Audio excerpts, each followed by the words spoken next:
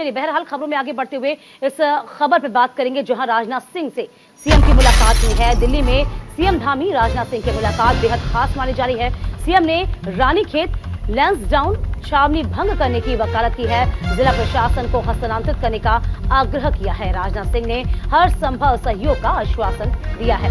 तो दिल्ली में मुख्यमंत्री पुष्कर सिंह धामी ने रक्षा मंत्री राजनाथ सिंह से ये शिष्टाचार मुलाकात की, जिसकी तस्वीरें सामने हैं। मुख्यमंत्री ने केंद्रीय रक्षा मंत्री से रानीखेत और लैंसडाउन में छावनी बोर्डों को भंग करने और सैन्य स्टेशन से बाहर के क्षेत्रों को राज्य प्रशासन को हस्तांतरित करने का अनुरोध किया है। सीएम ने हिमाचल प्रदेश में आपको बता दें कि नागरिक क्षेत्रों को नगर पालिकाओं के साथ विलय करने, छावनियों को सैन्य स्टेशन के रूप में फिर से नामित करने का स्वागत किया है।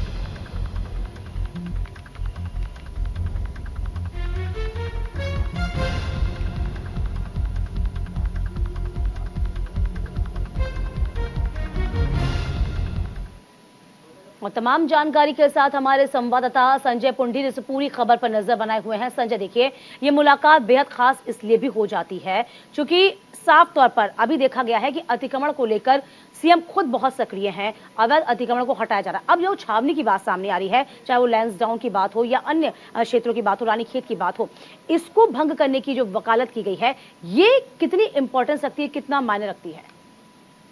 देखिए दीपिका, लगातार ही हमने देखा है कि मुख्यमंत्री पुष्कर सिंह धामी विकास कार्यों को लेकर लगातार ही केंद्र सरकार से के जो नेता है उनसे बात करते रहते हैं, उनसे मुलाकात करते रहते हैं। लेकिन जिस तरह से मुख्यमंत्री पुष्कर सिंह धामी ने केंद्रीय मंत्री यानी रक्षा मंत्री राजनाथ सिंह से मुलाकात की है तो वो कई मायनों में खास हो जाती है, क्योंकि उत्तराखंड में हमने देखा है कि कई ऐसी अस्थायी छावनी बना दी गई है जिनका कोई उद्देश्य नहीं है। हालांकि अगर रानीखेत की बात की जाए और लैंसडाउन की बात की जाए तो वहां पर भी छावनी बनाई गई है जो औपचारिकता के तौर पर वो प्राथमिकता के तौर पर नहीं है। इसको लेकर कहीं ना कहीं भंग करने की बात की है। हालांकि इसको लेकर तमाम जो सहयोग की बात की है वो राजनाथ सिंह ने कही और ये भी कहा है कि जल्द से जल्द इस पर कार्य किया जाएगा। इसके अलावा रुद्रप्रयाग में लगातार ही सीएसडी कैंटीन की बात हो रही थी और जोलीग्रांट में लगातार हम देख रहे थे एयरपोर्ट के लिए एक भूमि हस्तांतरित करने की बात कर रही थी, तो उस पर भी कहीं ना कहीं यहाँ पर चर्चा की गई है। हालांकि इसके अलावा और भी कई मुद्दों पर चर्चा की गई है। दीपिका, इस छावनी से जो परेशानियां हैं, आखिरकार संजय वो क्या आती थी, क्या बात कही गई है?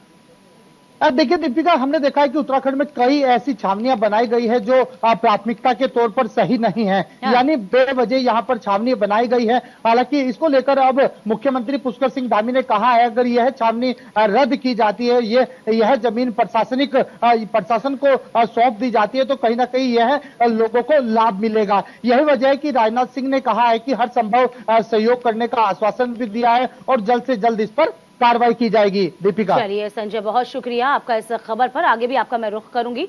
चलिए बढ़ते हैं खबरों में आगे। उत्तराखंड के चमोली से बड़ी खबर आ रही है जिसमें बद्रीनाथ हाईवे को फिर से बंद कर दिया गया है।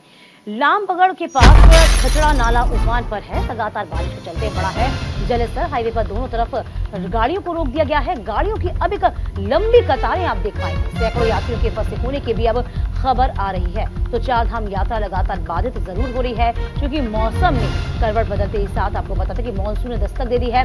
मानसून होते ही किस तरीके से लैंडस्लाइड का खतरा बढ़ जाता है, ये लगातार तस्वीरें सामने आती रही हैं। कभी केदारनाथ की यात्रा को रोका जाता है, कभी बद्रीनाथ की यात्रा को इसलिए भी रोका जाता है क्योंकि लैंडस्लाइड के चलते जो सड़कें हैं, जो रोड हैं, जो एनएच हैं, वो इस वक्त भर जाते हैं और कहीं ना कहीं सुरक्षा की दृष्टि से भी इसको उचित नहीं माना जाता। तो फिलहाल आपको बता दें कि सैकड़ों यात्रियों के फंसे होने की खबर है। बद्रीनाथ हाईवे को फिर से एक बार बंद कर दिया गया है। लामबगड़ के पास खचड़ा नाला इस वक्त तूफान पर चल रहा है और लगातार बारिश के चलते जल स्तर बढ़ रहा है। वहीं हाईवे पर दोनों तरफ गाड़ियां रोक दी गई हैं। संजय पुंडीर हमारे संवाददाता इस पूरी खबर पर नजर बनाए हुए हैं। संजय, देखिए, मौसम लगातार खराब बना हुआ है पहाड़ों में और इसका असर कहीं ना कहीं चारधाम यात्रा पर सीधे तौर पर हो रहा है। सैकड़ों की संख्या में जो श्रद्धालु हैं वो फंसे हुए हैं, जरा जानकारी दीजिए।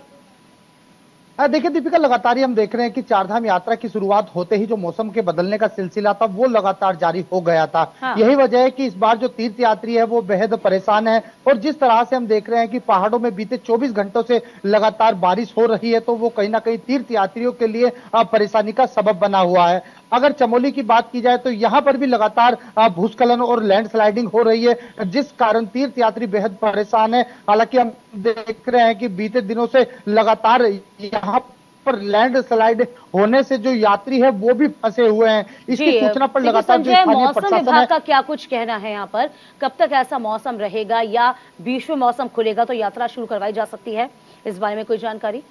निश्चित तौर पर दीपिका, लगातार ही मौसम विभाग समय समय पर अलर्ट कर रहा है और लोगों से भी एक जागरूक करने का प्रयास कर रहा है। मौसम विभाग के जो अधिकारी हैं वो लगातार तीर्थ यात्रियों से अपील कर रहे हैं कि जैसे पहाड़ों में बारिश होती है ऐसे में आप यात्रा मार्ग पर ना जाएं, यानी अपनी यात्रा रोक दें, क्योंकि हम देखते हैं कि जब पहाड़ियों में बारिश होती है तो उससे जो यात्रा मार्ग होता है वो पूरी तरह प्रभावित हो जाता है। इस वजह से कई हादसे भी हो जाते हैं। इसको लेकर वहां पर जो आपदा राहत टीम है, एनडीआरएफ है, एसडीआरएफ है, वो तमाम टीमें लगी हुई है, और जिस तरह से भूस्खलन और लैंडस्लाइडिंग होने से वहां पर रास्ता बंद हो गया था उसे भी खोलने का प्रयास किया जा रहा है। दीपिका, चलिए संजय, आगे भी नजर बनाएगा, तमाम खबरों पे जुड़ूंगी आपसे मैं। फिलहाल आपका शुक्रिया। इधर हरिद्वार में 4 जुलाई से शुरू होने वाली कांवड़ यात्रा को लेकर पुलिस और प्रशासन ने तैयारियां पूरी कर ली हैं और यात्रा को सकुशल संपन्न कराने के लिए अपनी कमर कस ली है। ADG law and order V Murugesan ने पुलिस और प्रशासन के अधिकारियों के साथ बैठक की है, जिसमें जिलाधिकारी, एसएसपी समेत कांवड़ मेले की ड्यूटी में तैनात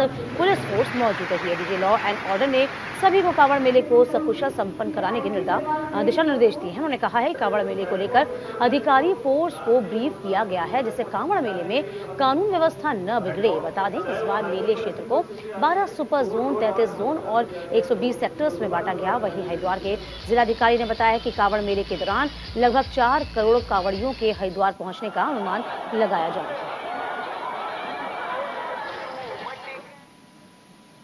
ब्रीफिंग में मुख्य बात यह है कि हमारे पुलिस अलर्ट रहो, कोई भी कानून व्यवस्था बिगड़ना नहीं चाहिए।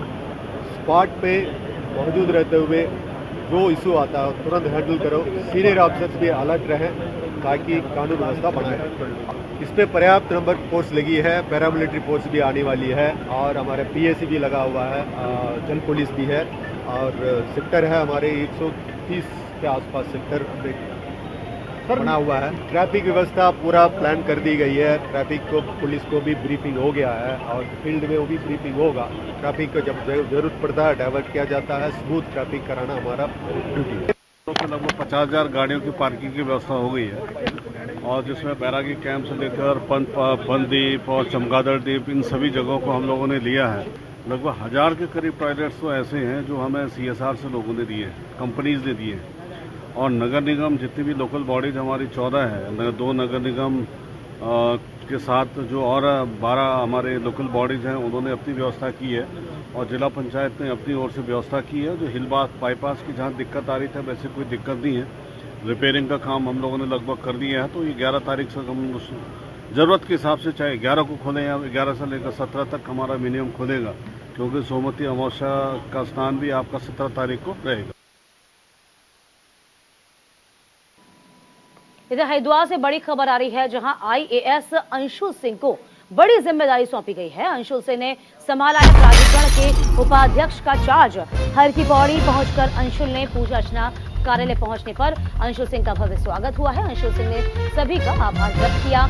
ईमानदारी, पारदर्शिता से तमाम काम होंगे, जनता के काम किए जाएंगे, अंशुल ने अपनी बात कही है।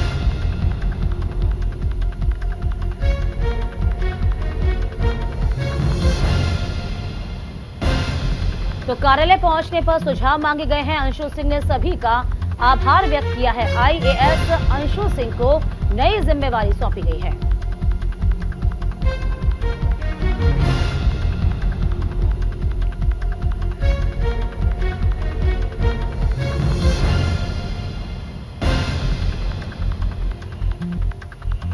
और तमाम जानकारी के साथ हमारे संवाददाता संजय पुंडीर इस पूरी खबर पर बने हुए हैं। संजय, देखिए आईएएस अंशुल सिंह को एक नई जिम्मेदारी सौंपी गई है। इस नई जिम्मेदारी को किस तरीके से संभाला जाएगा और कौन कौन से कर्तव्य उनके द्वारा निभाए जाएंगे, जरा बताइए।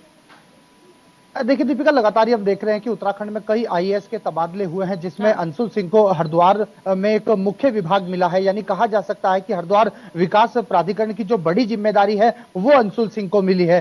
सबसे पहले अंशुल सिंह ने मां गंगा में पूजा अर्चना की है, उसके बाद जो विकास प्राधिकरण के अधिकारी है उनसे मुलाकात की है। हालांकि इन्होंने कहा है कि पारदर्शिता और ईमानदारी से इस विभाग में कार्य किए जाएंगे, क्योंकि हम देखते हैं कि विकास प्राधिकरण एक ऐसा विभाग है, यहाँ पर एक बड़ा पॉलिटिकल प्रेशर भी रहता है, क्योंकि जो लोग अवैध तरीके से निर्माण करते हैं, जो लोग अवैध तरीके से कॉलोनियां काटते हैं, तो उसमें कहीं ना कहीं पॉलिटिकल प्रेशर आता है। यही वजह है कि अंशुल सिंह ने कहा है कि बड़ी ईमानदारी और पारदर्शिता से इस विभाग में काम किया जाएगा। दीपिका, देखिए अंशुल सिंह के ट्रैक रिकॉर्ड को देखते हुए ये बड़ी जिम्मेदारी सौंपी गई है।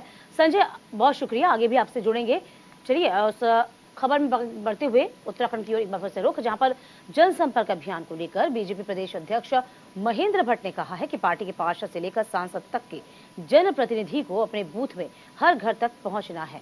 इसके अलावा मंडल स्तर से लेकर प्रदेश स्तर के पदाधिकारियों को भी इसी तरह से हर घर तक पहुंचना है। ये भी कहा गया कि 7 जुलाई को दिल्ली में बैठक होगी। उस बैठक के दौरान उत्तराखंड में चलाए गए जनसंपर्क अभियान पर विशेष तौर पर चर्चा की जाएगी।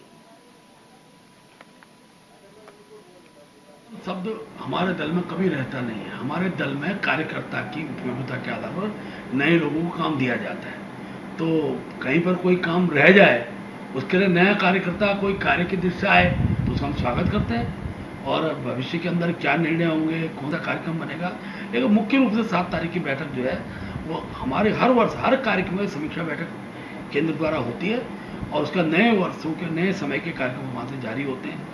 अभी क्योंकि वर्षा काल है, इंडोर के कार्यक्रम, ट्रेनिंग कैंप के कार्यक्रम हो सकते हैं, हमारे जनप्रतिनिधियों के साथ एक मेल जोल के कार्यक्रम हो सकते हैं। इन विषयों को लेकर बैठक रहने वाली।